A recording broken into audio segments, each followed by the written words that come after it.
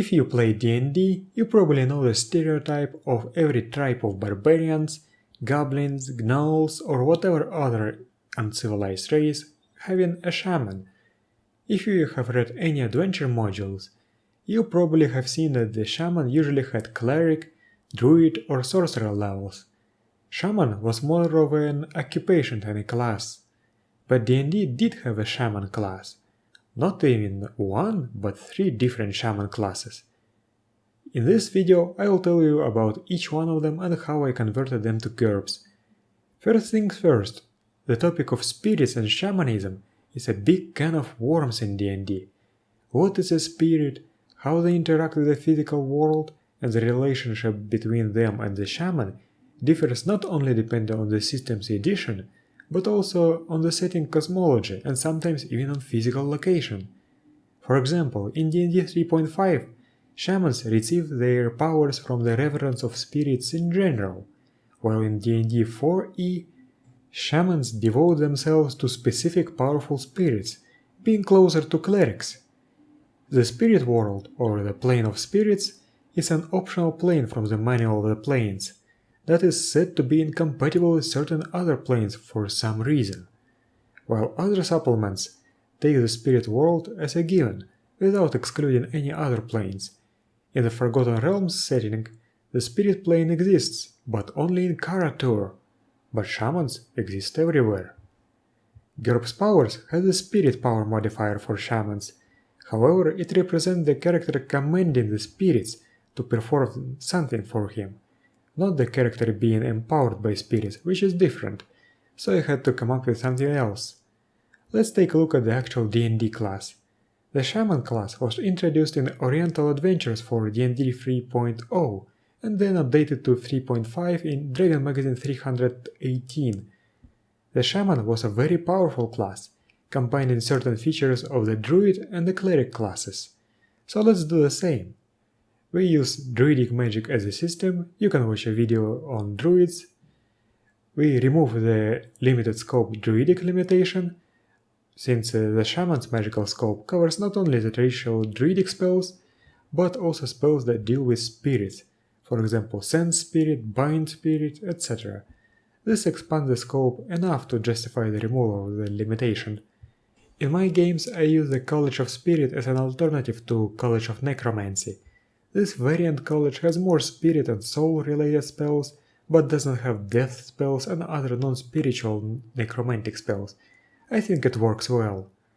Then we apply the Pact minus 10% limitation to Sorcerer's Empowerment spells, but not to advantages granted by buff spells.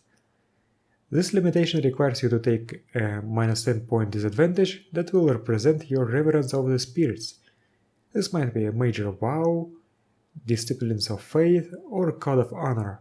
Should you transgress, your powers will be instantly revoked, but you can get them back by completing a minor quest. When rolling a critical failure on a casting roll, use a spirit-oriented magic table from GURPS Thaumatology. And that's it. The Shaman, as you could see, is based on the Druid, so it entails being used to low technology level and natural environments. This can work for shamans that are part of a barbaric tribe that lives in the wilderness, but that's not the only D&D shaman that exists. The Spirit Shaman from Complete Divine is a similar class. Most of the flavor is the same, the abilities and the spell list are slightly different, so let's turn it into a specialized spiritual spellcaster. While the normal shaman can also serve as a druid, let's limit the Spirit Shaman to, well, spirit spells, and remove all the druidic baggage. So we use sorcery as a system, apply a limited scope Spirit minus 40% to Sorcerer's Empowerment, we replace a magical minus 10% power modifier with Pact that I described before, and we of course impose somatic, verbal and or material components. And when rolling a critical failure on a casting roll, we use the spirit-oriented magic table. As a result, Sorcerer's Empowerment Spirit Shaman will cost 12 points for level 1 and 6 points for additional level.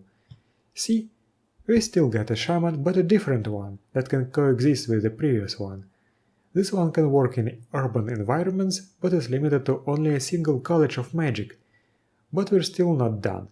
Player's Handbook 2 has another class, the Dragon Shaman. Unlike the first two, this one was an incredibly underwhelming class that was based around projecting auras. I reflavored him slightly to make him more draconic and got the following. We use sorcery as a system. We use alternative rituals from GURPS Thaumatology Sorcery with all the usual house rules that I describe in every video. We replace the magical minus 10% power modifier with Pact that I already mentioned before, but this one is all about dragons, not about spirits. Dragon Shaman spellcasting is subject to repeated attempts. When rolling a critical failure on a casting roll, we use the spirit-oriented magic table, and a Dragon Shaman must limit his sorcerer's empowerment with limited scope to represent his totem dragon. A Dragon Shaman is limited to the following options: Draconic, Lenormand, and Sea Serpent Sorcerer's bloodlines. You can take a look at them in my sorcerer video. Or he can choose a type of a worm as a totem. Sorcerers do not have access to the worm bloodlines. Just like the draconic sorcerers, it is not uncommon for a Dragon Shaman to develop abilities that mimic that of his draconic totem, including wings and breath weapons. With this framework, I kill not one but 3 birds with one stone. This can be used to represent a Dragon Shaman, a Dragonfire Adept, which is another dragon-themed class from Dragon Magic, or a character with a Draconic Pact. This concept was introduced in Draconic Magic too, if I recall things correctly. And it also allows me to use worms in the power framework. Since they are draconic creatures that are all about nature and druidic powers, they do not make sense as sorcerer bloodlines, but feel fine as Dragon Shaman totem creatures. Finally, when introducing shamans to your game, you have to clarify what are spirits in your setting. Fortunately for me, Complete Divine has a sidebar that explains what spirits are in the context of a D&D game. The category includes the following creatures: all incorporeal undead and deathless, all fae, all elementals, creatures in astral form with astral bodies or using other types of protection, but not creatures physically present on the astral plane, all creatures of the spirit subtype from Oriental Adventures, spirit folk and Telthors from Unapproachable East. In a shaman's worldview, elementals and fae are simply spirits of nature, and incorporeal undead and deathless are the spirits of the dead. And that's it for this video. I do not have any shaman templates yet, unfortunately, but in any case, thank you for watching and I'll see you next time.